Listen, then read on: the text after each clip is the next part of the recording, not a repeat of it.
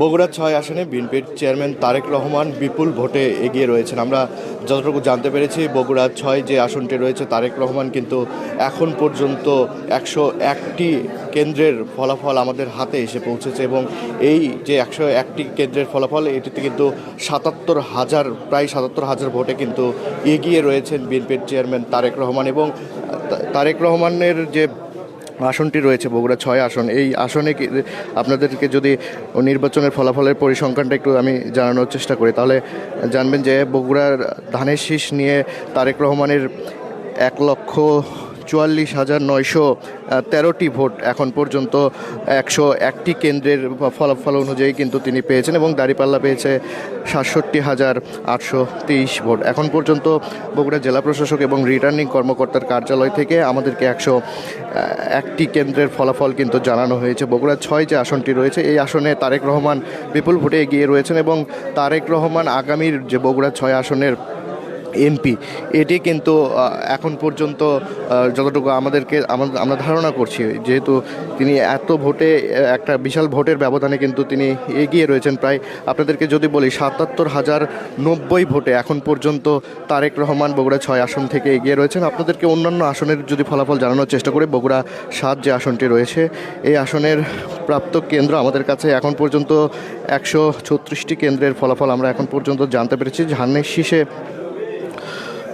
২,৮০,৪০৯ ভোটে পেয়েছে ধানের শীষ এবং দাঁড়িপাল্লা পেয়েছে ৭৭,৭৭০টি ভোট।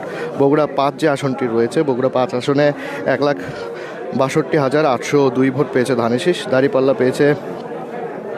দাঁড়িপাল্লা সহ আরও অন্যান্য যারা প্রার্থীরা রয়েছেন, তাদের ফলাফল আমাদের কাছে আসছে জেলা প্রশাসক কার্যালয় থেকে কিন্তু জানানো হচ্ছে। ধীরে ধীরে পর্যায়ক্রমে কিন্তু আমাদেরকে সকল ফলাফলই কিন্তু জানানো হচ্ছে এবং এখানে সংবাদকর্মীরা এই যে ফলাফল তথ্য সংগ্রহ, সেই তথ্য সংগ্রহের জন্য এখানে জেলা প্রশাসক কার্যালয়ের যে সম্মেলন কক্ষ, এখানে কিন্তু তারা অপেক্ষা করছেন এবং জেলা প্রশাসক এর আগের যে ফলাফল জানিয়েছিলেন, সর্বশেষ তিনি যে আপডেট জানিয়েছেন, সেই তথ্য অনুযায়ী ১০১টি কেন্দ্রের ফলাফল বগুড়া ৬ আসনে জানানো হয়েছে এবং এই আসনে কিন্তু তারেক রহমান এখন পর্যন্ত বিপুল ভোটে এগিয়ে রয়েছেন। আমরা বগুড়া জেলা বিএনপির সূত্রে যেমনটি জানতে পেরেছি, তারা যেমনটি বেসরকারিভাবে এবং তারা কেন্দ্র হিসাবে যে ফলাফল হিসাব করেছে, সেই হিসাব অনুযায়ী কিন্তু তারা যেমনটি জানিয়েছেন যে তারেক রহমান বিপুল ভোটে এগিয়ে তিনি প্রধানমন্ত্রী হয়েছেন। আমরা অন্যান্য যে আসনগুলো রয়েছে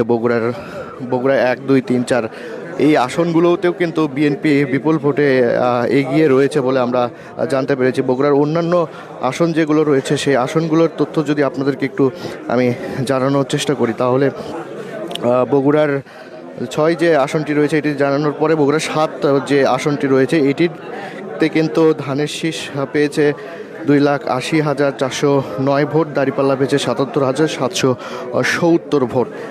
এছাড়াও আমরা বগুড়া ৭-এর একটি সর্বশেষ আপডেট জানতে পেরেছি। বগুড়া 7-এর সর্বশেষ আমরা ১৭৩টি কেন্দ্রের আমরা ফলাফল জানতে পেরেছি। সেখানে কিন্তু মোর্শেদ মিল্টন, যিনি রয়েছেন বগুড়া 7 আসনের, তিনি কিন্তু এগিয়ে রয়েছেন ধানের শীষের এবং তিনি আগামীর যে গাবতলী এবং শাহজাহানপুর বগুড়া 7 যে আসনটি রয়েছে, এই আসনের আগামীর এমপি হিসেবে তাকে বগুড়ার জেলা বিএনপি নেতারা কিন্তু বলছেন এবং বিএনপির যে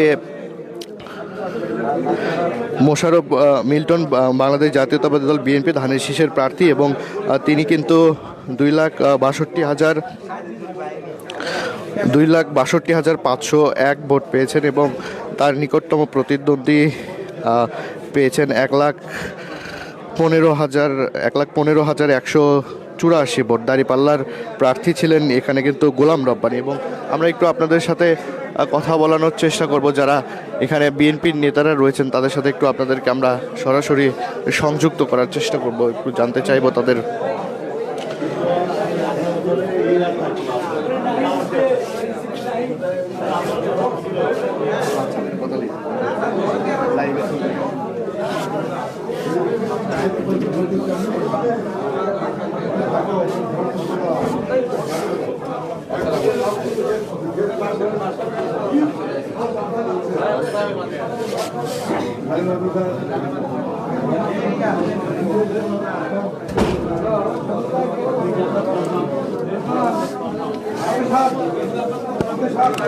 দর্শক, এখানে কিন্তু আপনারা দেখছেন যে বিএনপির যারা নেতারা রয়েছে, স্থানীয় নেতৃত্ব পর্যায়ে রয়েছেন, তারা কিন্তু এখানে ভোটের যে আনুষ্ঠানিক ফলাফল সেটি কিন্তু জানার জন্য এখানে অপেক্ষা করছেন। আমরা এখানে দেখছি যে রেজাউল করিম বাদশা, বগুড়া জেলা বিএনপির সভাপতি। আমরা যদি তার কাছ থেকে একটু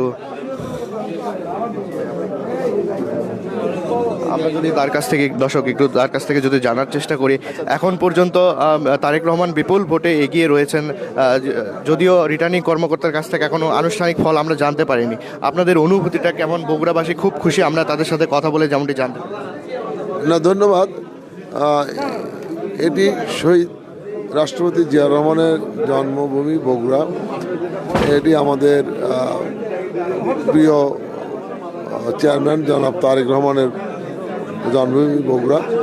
তো বগুড়ার সন্তান ব্যাপক ভোটে জিতবে, বগুড়াবাসীর কাছে এটাই তাদের প্রত্যাশা ছিল। দর্শক, তিনি যেমনটি জানাচ্ছিলেন যে বগুড়ার মানুষজন কিন্তু এমনটাই প্রত্যাশা করছিলেন যে বগুড়ার সন্তান, তিনি তার কথা মতো যেমনটি জানাচ্ছিলেন যে বগুড়ার সন্তান তারেক রহমান বিপুল ভোটে বিজয়ী হবে, এমনটি কিন্তু বগুড়াবাসী প্রত্যাশা করছিল আগে থেকে, এবং তাদের যে প্রত্যাশা সেই প্রত্যাশারই কিন্তু প্রাপ্তি আজকে ঘটতে যাচ্ছে। এবং সেই ক্ষণে কিন্তু তারেক রহমান বগুড়া থেকে বিপুল ভোটে এগিয়ে রয়েছেন এবং তারেক রহমান বগুড়ার এমপির দিকে অগ্রসর হচ্ছেন।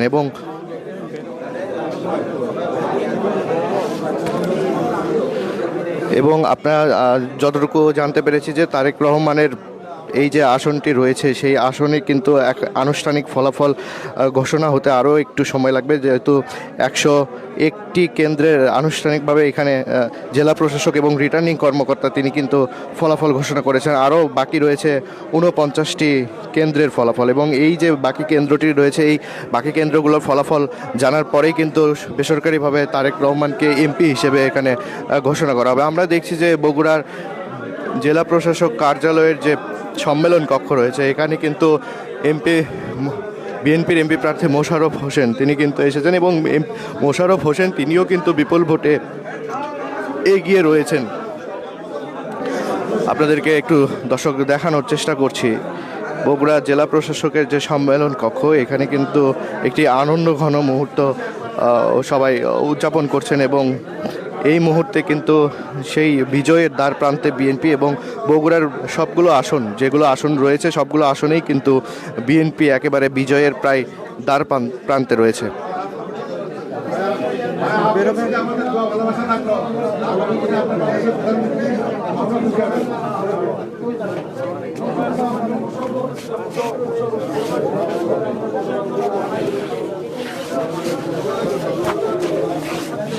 দর্শক, আপনাদেরকে যেমনটি জানাচ্ছিলাম যে বিজয়ের দ্বার প্রান্তেই বিএনপি, বগুড়ার প্রত্যেকটি আসনেই কিন্তু বিএনপি বিপুল ভোটে এগিয়ে রয়েছে। দর্শক, যারা যুক্ত ছিলেন এতক্ষণ দৈনিক করতোয়ার সাথে, আপনাদেরকে ধন্যবাদ জানিয়ে এখনকার মতো বিদায় নিচ্ছি। আমি রাহিনুল ইসলাম। পরবর্তী আপডেট নিউজ নিয়ে আপনাদের সাথে আবারও যুক্ত হব।